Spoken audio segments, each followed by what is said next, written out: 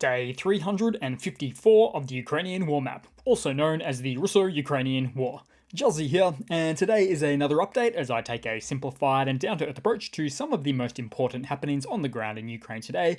And starting off, we'll head over to the Russian military losses, which are currently sitting on 137,000. 780 Russian military personnel losses there, and which is an addition for 900 in the past 24 hours. So these are still huge numbers on a daily basis. And remember, this doesn't even include Russia's wounded in action, which can theoretically be 2 or even 3 times this figure that you see here. Even so, it's very difficult to determine, particularly for Russia, a country that won't even acknowledge the so much losses that they experience. But we do certainly know that the Russian-occupied regions, the hospitals in there, are just out of control with wounded soldiers, from what a lot of the inside sources tell us. And then we'll quickly take a look at the hardware losses, so 13 tanks, 14 APVs, 17 artillery, and even 1 Russian aircraft. And I'll show you that there shortly, but certainly, again, big numbers, as Russia is experiencing a lot of tactical battlefield deficiencies right now. Then we'll move back to the map for the day. So this is where, although Russia hasn't officially announced it's begun its new offensive for 2023, many signs point to that being the case already, albeit in a rather messy rollout for Russia so far. But we'll more specifically start out in Kharkiv today, where Russia fired in the region 3 S-300 missiles, thus damaging the some of the energy infrastructure, an energy infrastructure facility at that area there. But then we'll move a little bit further down to the Donbass, where it's really all happening at the moment. So this is where Wagner boss Prigozhin, the one who was attributed to having some of the previous recent Russian land gain successes in the region, particularly around Volada and Bakhmut, has recently come out saying that it could take 2 years to capture the rest of the Donbass, and 3 years to get to the Dnipro. So if we look on the map, he's saying 2 years to expand westerly to take the rest of the Donbass there, and 3 years to get to the Dnipro River there, or actually part of the Dnipro River. Obviously, Russia is already at the front lines of the Dnipro at Kherson at the moment. So that's what he's meaning there, and it's remarks like these ones that probably caused Prigozhin to fall out of favor with Putin recently. Because Putin doesn't want to hear that his March objective to take the rest of the Donbass is impossible, which has a bit of a knock-on effect. That could also be the reason why Prigozhin no longer has access to Russian prisoners for his cannon fodder. In fact, relations between Prigozhin and Putin have become so bad that there are even some reports coming out now saying that the Kremlin has banned the mention of him and the Wagner PMC on all Russian state-owned news media. Oh, how the mighty have fallen. So this is actually a pretty good example of why or how Putin encircles himself with a bunch of yes men, effectively. Men that will only tell him what he wants to hear for fear of being reprimanded otherwise. In the end, causing Putin to get a bit of an unclear or inaccurate picture of the actual battlefield.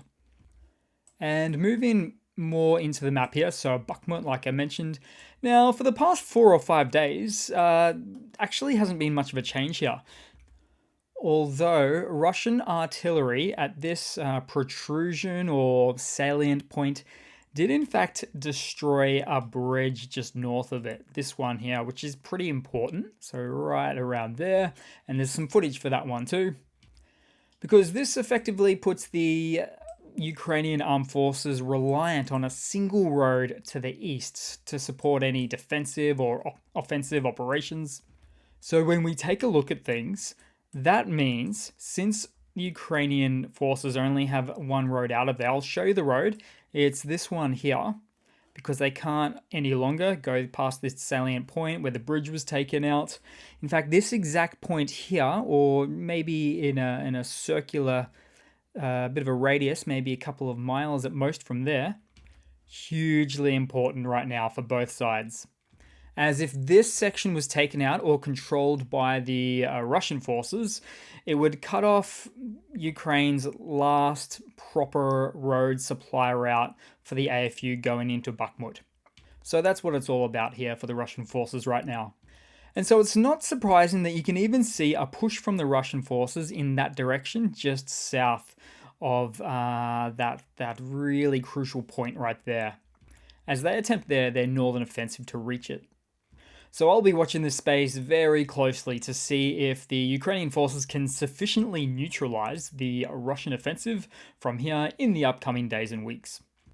Then also around Bakhmut, an enemy fighter jet was downed by a man-pad by the Ukrainian forces when it was providing ground attack support for its Russian troops in the region. Now, I've been unable so far to determine what type of plane it was as yet, but most likely it was the older Su-25 ground attack aircraft, which is actually single-handedly the most common type of aircraft taken out by the Ukrainian forces in this war to date. And it's almost exclusively destroyed by shoulder-mounted man-pads as well. Now, we don't actually have the exact numbers of how many Su-25s Russia has. They've never really been reported, but it's potentially said to be around a few hundred pre-invasion. But the actual availability rate is a different story, also known as the mission capable or readiness rate, which usually sits around maybe 50 to 70% or so, although probably less so for Russian Su-25s, given what we know about the Russian military these days and the corruption there. So probably even a lower percentage than this generous number I've just given that many of these older Soviet-era 40-year-old planes have probably been gutted for spare parts for others to keep some of the fleets and the squadrons operational. But, due to a mixture of corruption, poor intel and communication, and probably an abundance of fake Russian reports saying these planes have a high readiness rate, it is my pure speculative belief Russia won't ration these planes. Instead, they'll just continue to fly these things like they'll never run out of them. That is, until they officially run out of them. Then we'll move down in the Donbass to good old Volada. So we have some footage here, direct from Russian troops showing the aftermath of filming the losses of their heavy armor from previous recent offensives they've had in that area. So these guys are effectively walking without any armored vehicle support, looking at almost a graveyard of their failed predecessors' attempts near Volodar. And the Russian soldier filming on this video even says, "This is life," which I've got to say is a poor choice of words for him to say strolling around this region, because realistically, that place is a kill box. So we have highly dysfunctional tactics employed here by the Russian forces, and guess who's getting blamed? Well, Russian military bloggers are blaming the commanders in the region, which is actually just shifting the blame, as per usual, away from the real problem, which is the systemic failings of the Russian military in Ukraine. It's the poorly trained soldiers, it's the ill-equipped soldiers as well, the outdated hardware when they're equipped, the poor morale amongst the forces. The list goes on. But does Russia take this point of view? Nope. Instead, they replace commanders and even top-level generals all the time since the beginning of this war. Just good old classic scapegoating that will keep the real mistake off the table. So when does the guy at the top finally get the blame and take the responsibility? Because either you're the leader or you're not. If this was, for instance, my country's leader starting this war, he'd have been pushed out of office a long time ago, because he would have been forced to accept responsibility. That's where the buck stops. But also I want to mention here, we have a bit further clarity now on Ukraine's successful defensive measures in the region, which includes something called rams, among other things like artillery, all sorts of things. So Rams, as an example, can basically be deployed from 155mm artillery or SPG launchers, among other ways. As we can see, they have since been spotted and photographed in these areas. Basically, mines that can also be remote detonated as well. And then somewhere else in the east, I just find this to be amazing. So it's a Humvee mounted Stinger DMS in Ukrainian service, making this Stinger an ultra portable, high mobility, short range air defense system, which could possibly have been used on the above mentioned Russian aircraft that was shot down. Then we'll move across on the map to, let's see, Kherson, we're in Ladkivka.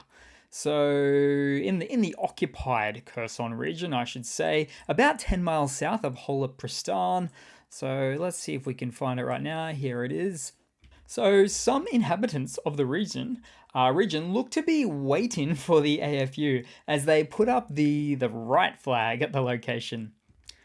And, Russia tell us that the Kherson Oblast was a landslide victory for its voted annexation into Russia. I highly doubt it. Then, moving along, we've got some happenings at Snake Island. This little fella you can barely see on the map right there.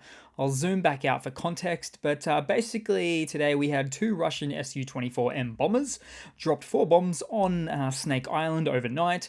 So I have a couple of problems with this. First of all, what are they aiming at?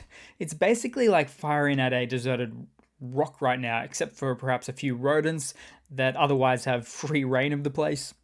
Also, more importantly, Russian army spokesman and life of the party, Igor Konashenkov, specifically announced Russia left this island back in June of 22 as a, quote, gesture of goodwill.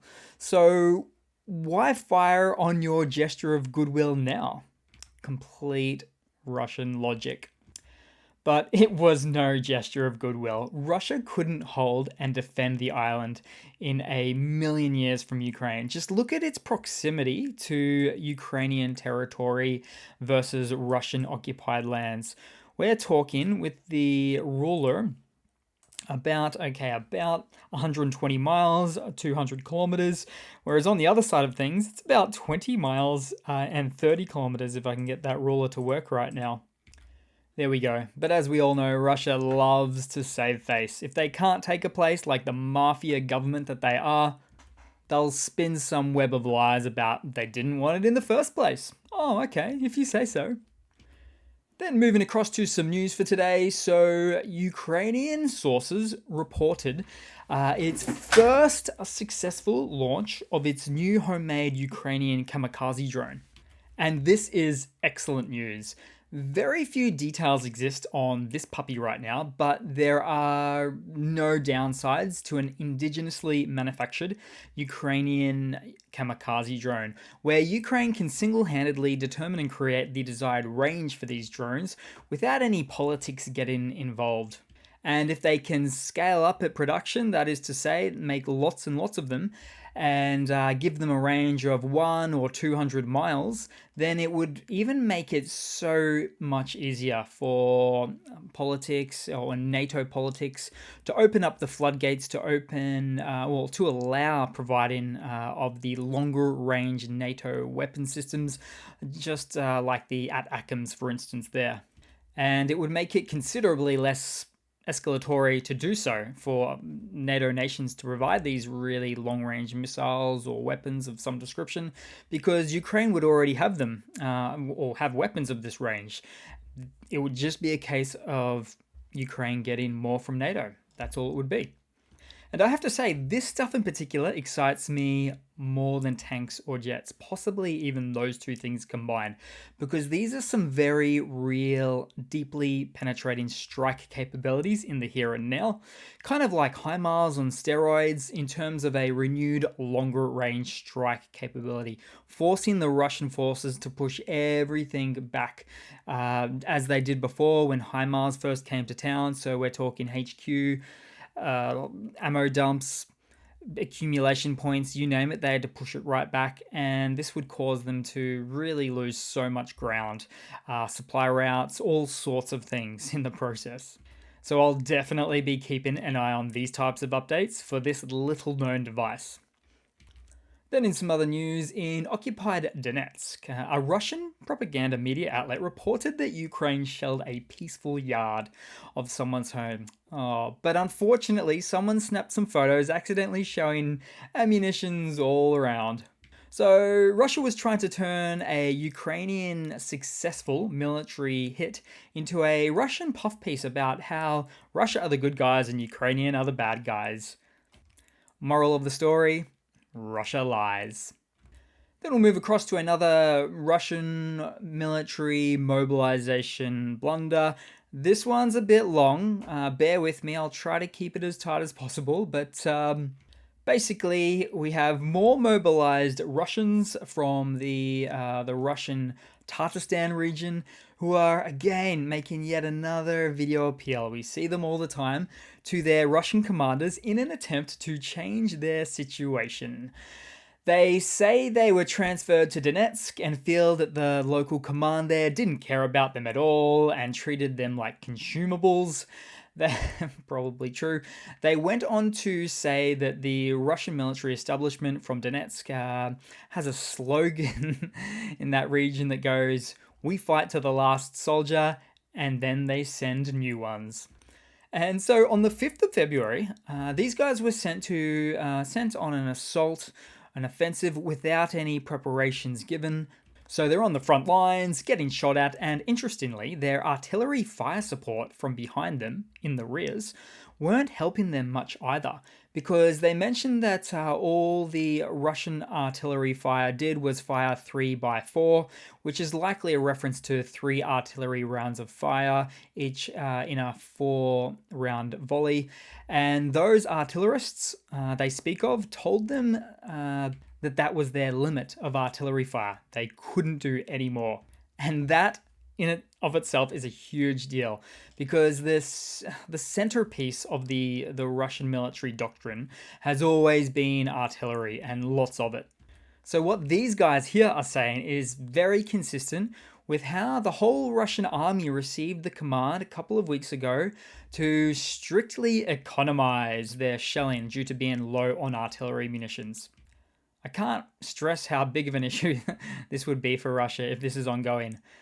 Gee, it's almost as if Russia's aimless shelling of Ukraine with 70 or 80,000 shells per day for the last 12 months in a row is starting to take its toll on Russia's Soviet shell stocks. Who would have thought? So then these guys mentioned that the locals in the region clued them into the fact. The locals told them that the Russian army wasn't able to take this position for a very long time, perhaps referring to Buckman or Avdiivka. We don't know for sure. So they're appealing to their commander that this commander receives this information and realizes what's going on. But you know what? I have a strange or funny feeling the commander already knows what's going on here. Never-ending wave upon wave of Russian failures in its offensive attempts. But also, in relation to this military mobilization blunder, here's another one that actually turns out to be related to the first one. So there's also an additional appeal from the wives of the very same guys saying their men are thrown into battle in the Donbass using assault rifles against tanks, exactly just like how they said, and that their commander doesn't seem to care about them. And to me, what we have here as a larger objective picture is families from all over Russia now starting to distrust the official Russian narrative and propaganda lies, something Russians have by and large accepted all their lives, even long before these wars started. But the cracks in the Russian collective consciousness of the civilians are starting to show, to the point where one day it can no longer be ignored that the Russian people have just been taken for a ride.